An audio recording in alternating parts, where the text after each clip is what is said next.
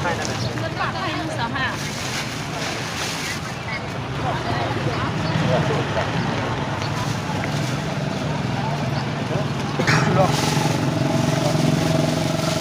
กว้างไม่ได้ก็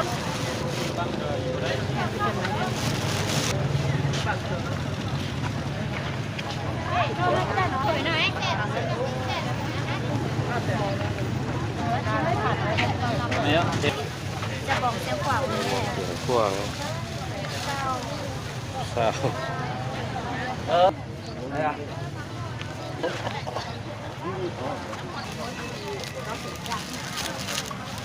นี่ตัวไรแล้ว ตลาดนำงำเด้อดีเนาะแมน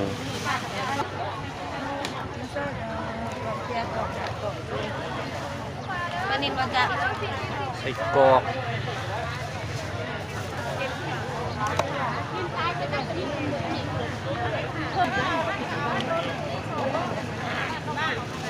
ที่บ้านจะเอาก่อนอันโซนนี่จะมาที่ตัวก็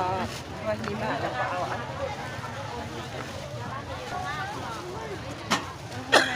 เดี๋ยวจับสิสมันอีกให้จับอะไรนี้ก็จะมา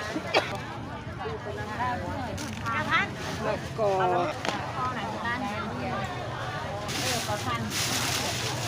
ขัวนะ อันนี้10,000ต้องมาหมักได้ธรรมดาขาย15,000แล้วอันนี้เดี๋ยว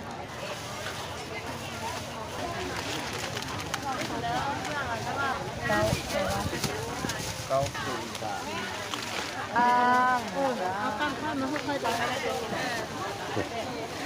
ช่วยจะโบอีกเดือนนึง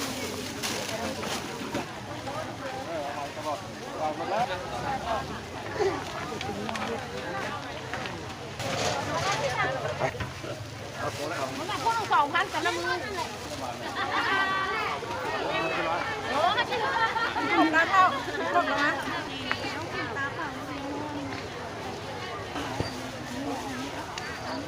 ของนี่เลย